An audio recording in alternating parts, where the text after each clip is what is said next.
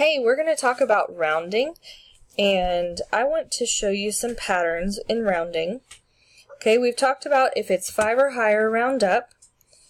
Okay, so what that's talking about, if you look at a number line, I've made it a modified hundreds chart based on using sections of a number line, but I wanted it to kind of look like a hundreds chart. So I'm going to draw a line right here because I know that if it's 5 or higher, I round up. So I want you to notice this pattern. Okay, on this side, I'm always going to round up to 20. Okay, and over here, what I've done, normally this wouldn't be here, the 10 wouldn't be there, but I've added it so that I can see that 11, 12, 13, and 14 are always going to round down. Okay, now let's look at the next line, and I want you to catch these patterns. Okay, compare the top to the bottom. I'm going to put it, again, when it's 5 or higher, we round up. So I'm going to put a line right here. And 25, 26, 27, 28, and 29 are going to round up to 30. And again, I've added, if you notice, I have 20 on this chart twice, because I added it over here so I can see that 24, 23, 22, and 21 are going to round down to 20. When people say round, they want whole numbers. For example, when I was trying to think of about how much time it would take for us to do a lesson at the beginning of the year, and I had to come up with a plan for how long it would take, at first I was thinking about exact minutes of how long I wanted for you to be able to do something in math. Let's say I wanted you to work on a station for 7 minutes. Well, then I found out that I needed to round. Okay, so if I do 7 minutes times 3 stations, that would be 21 minutes, and they wanted me to round to the closest 10. Okay, so if I have 21 minutes that I have planned for 3 different stations, that's right here. I'm going to get my highlighter tool again. Okay, so here's 21. And I need to round to the closest 10. Well, the closest 10 would be 20 minutes.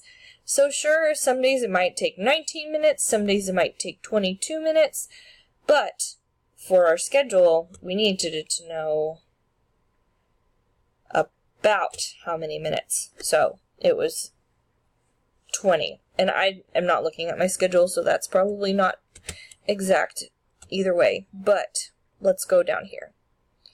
And I want you to see this pattern. Okay, so let me put my highlighter tool right here.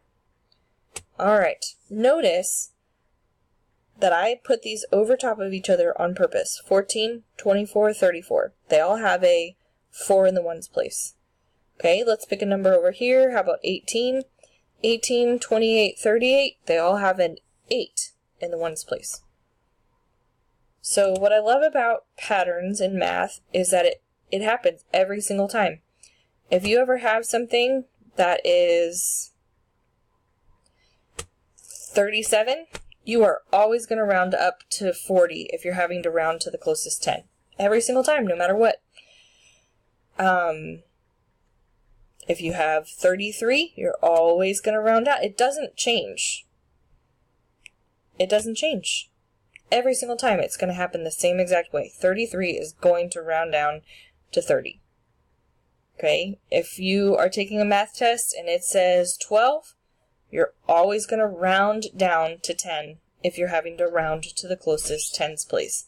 You could even pretend, let's say this was a higher up in the number line and it was 131 or 130, 131, 132, 133, 134.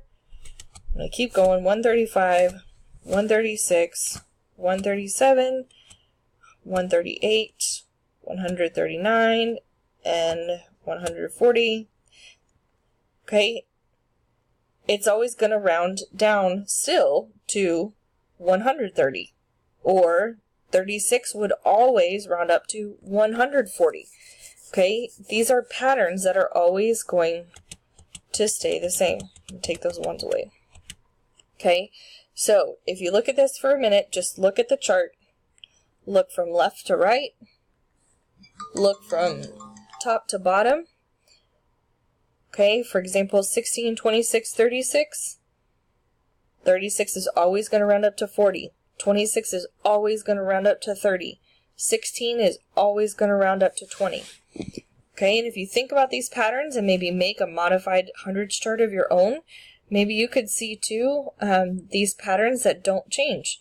That is why, if you watched the gentleman who shared the video about the balloon, that's why he was able to do this and underline the 2 and then draw a balloon around the 6. Okay, and he was able to share with you that if will always round up to 30. Okay, so that's why that theory and some other theories, that's why they work, is because of these patterns. Okay, so hopefully this helps somebody. If you already understand rounding, then maybe this pattern will help you see other patterns. And if you have more questions, let me know, and I will be happy to continue working on it so that you can get rounding before you move on to 4th grade.